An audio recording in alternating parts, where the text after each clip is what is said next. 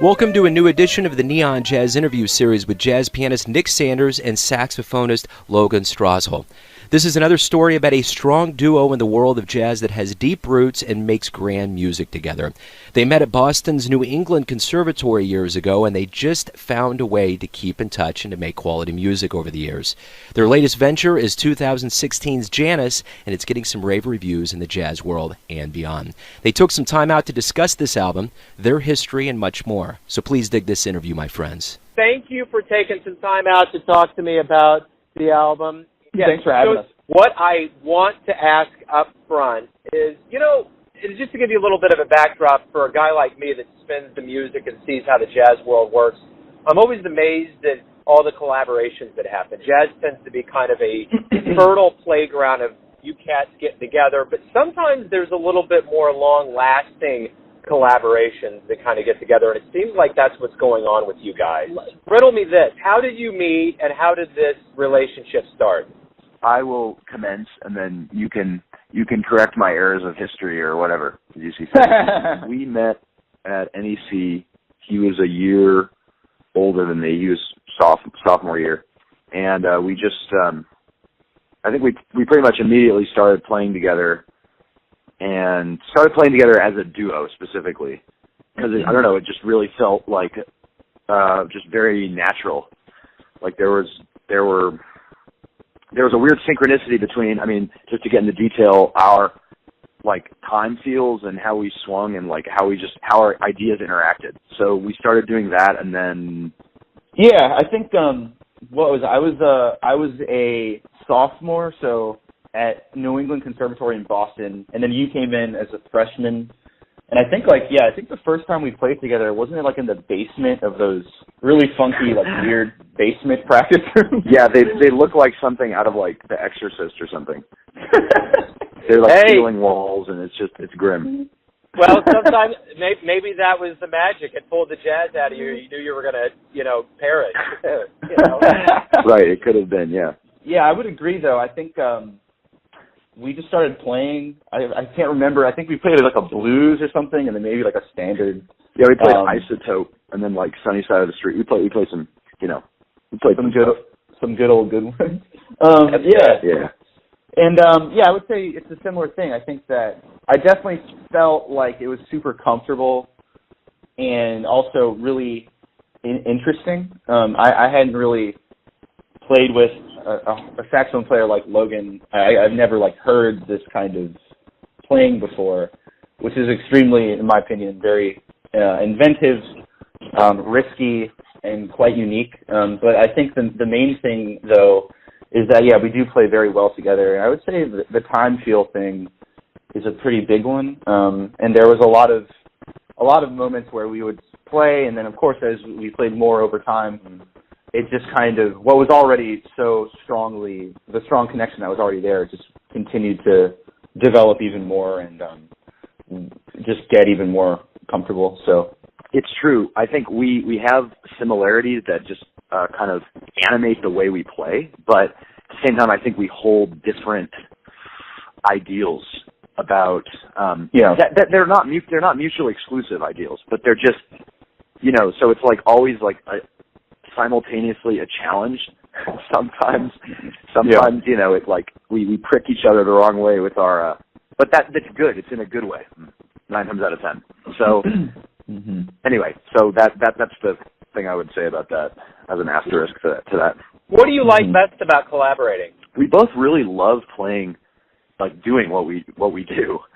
Nick, I'm speaking for you, but I assume, it's we both love playing standards. We love the tradition and where we come from, even though I don't feel beholden to it at all. It's just in us.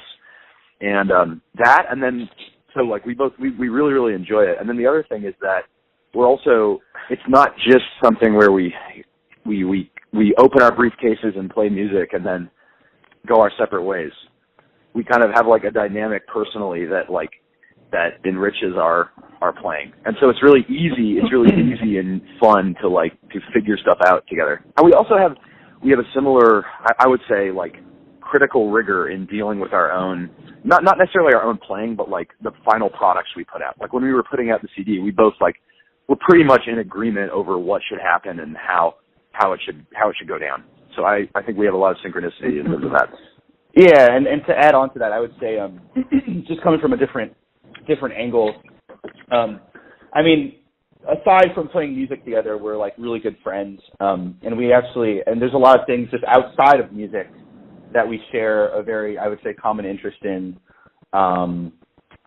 And that, of course, I think, Logan, as you did say, that definitely helps.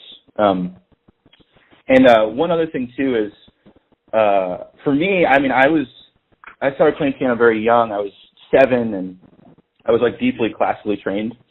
And this is actually a good segue to kind of talk about the album and the material. And so I was classically trained, and then so classical music has always been a big part of my life. On Janus, on the album, there's a couple of classical pieces, and I know Logan, correct me if I'm wrong, but you started getting more into composing, like part writing and stuff in college, and really kind of getting into that much more than you had previously, I assume, and that's great. That's another thing, I guess, a commonality in the music and a mutual respect. We both have like a mutual respect for that kind of music as well. And so, again, I think Janus was a really, really great kind of culmination of all of those influences.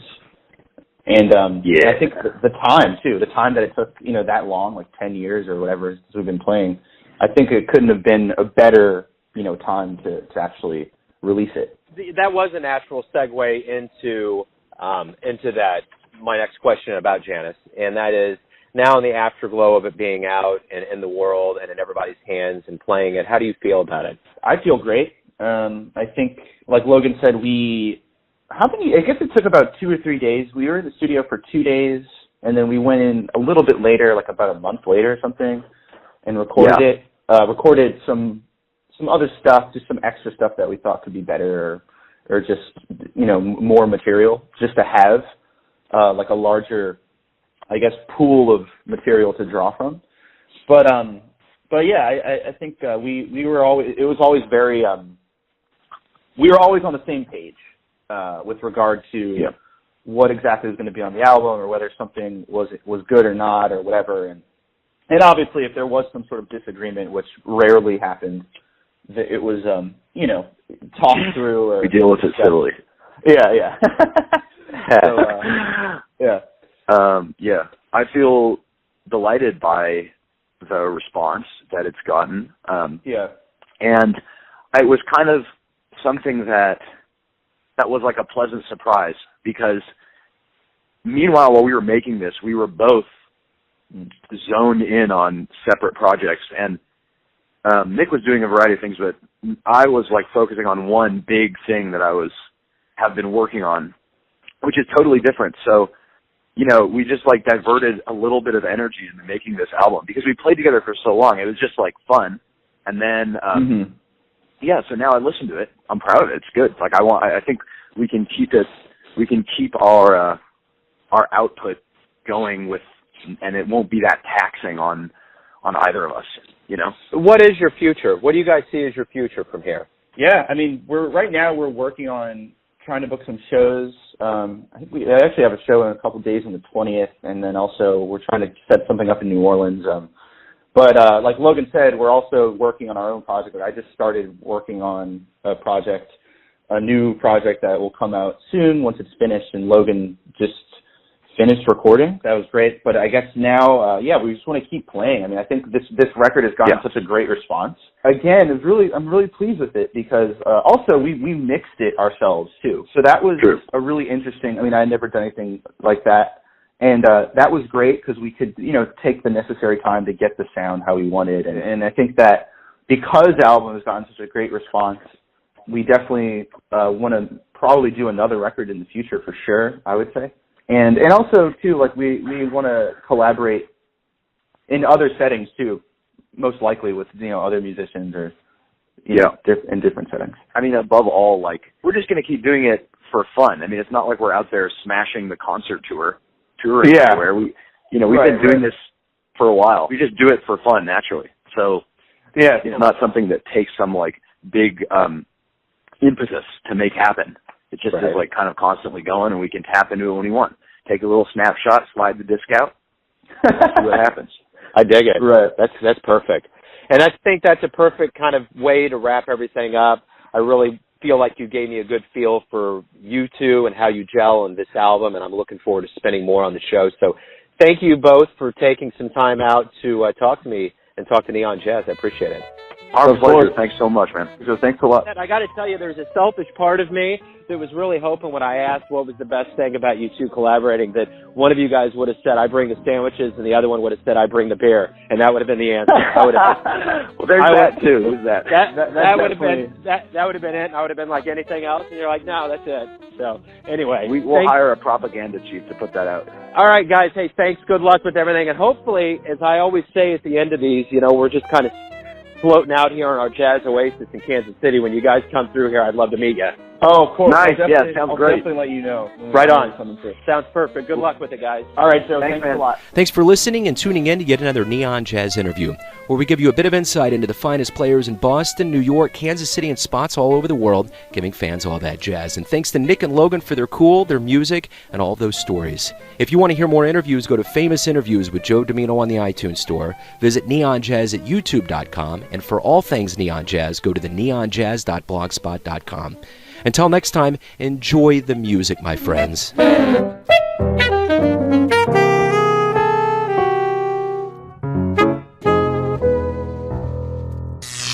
Neon Jazz.